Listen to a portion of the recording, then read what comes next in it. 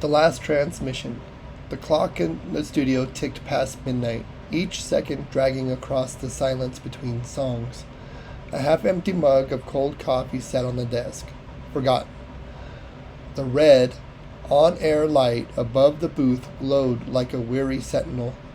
DJ Carter leaned closer to the microphone, his voice rolling smooth across the airwaves. Another sleepless night in the valley. This is Nightline 96.3, and I'm here until sunrise. If you're out on the road, keep those headlights clear, keep that coffee hot. The lines are open if you got something to share. Ghost stories, confessions, road companions, you know how it goes. He flicked the switch, queued up a low hum of music, and waited. The night was slow, always was. Then, a sharp click. A caller. Carter smiled and leaned in. All right, we've got someone on the line. You're live. Who am I talking to tonight?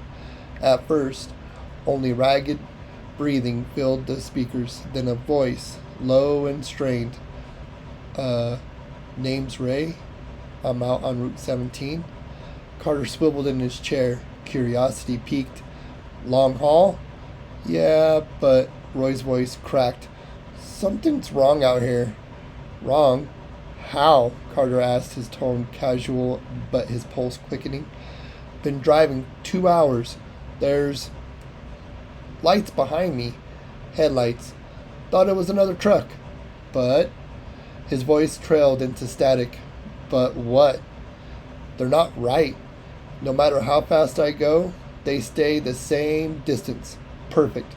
Like they're glued to me. Not getting any closer, not falling back.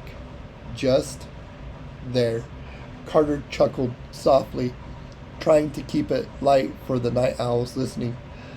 Maybe someone else riding the night shift with you. You know how it is. Convoys. A pause. Then Ray whispered, It's not a truck. The line carried more than his words. Faintly, Carter could hear an engine's rumble, the wind cutting through gaps in a cab window, the lonely groan of tires on empty asphalt. What makes you say that? Carter asked. Because the lights, they don't stay the same. Sometimes they're low, sometimes high, sometimes too high, way up, like they're floating, like eyes. Carter sat back, suddenly uneasy. He glanced at the dim studio glass where his reflection floated. You're sure you're not just tired? Things get strange out on those desert roads. I'm not tired, Ray snapped. His breath grew sharper. I can feel it watching me. It's not a driver. It's not anything I've ever seen. Static clawed at the line, growing louder. Beneath it, a faint voice bled through. Low, drawn out, almost a whisper. Carter. The DJ froze, every hair on his arm standing upright. Ray? Carter said, forcing a nervous laugh. You just say my name? No, Ray said quickly. That wasn't me. Carter muted his mic, staring at the soundboard, but the whisper had been real. He'd heard it. Everyone tuned in had heard it. The caller's voice dropped into panic. It's getting closer. I can see it now. Mile marker 39. The lights. They're not headlights. Oh God. The phone erupted in a burst of static so sharp it filled the booth. Then silence. Carter scrambled, twisting knobs, leaning into the mic. Ray, you still with me? Ray. Nothing. Just a hum of dead air. Seconds stretched. A full minute passed. Then faintly, the line clicked again. Carter leaned forward. Ray? A breath answered. Heavy. Slow. Not Ray's. Who is this?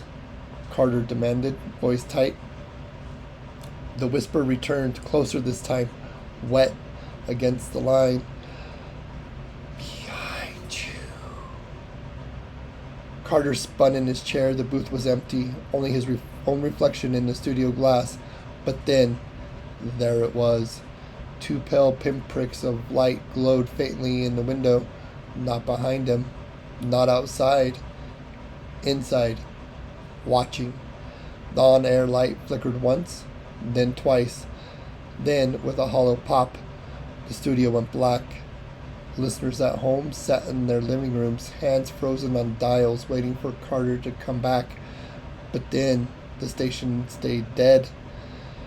The last sound anyone heard from Nightline 96.3 was a low whisper, slipping out through the static.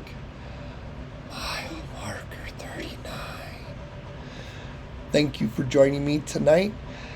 Have a wonderful evening.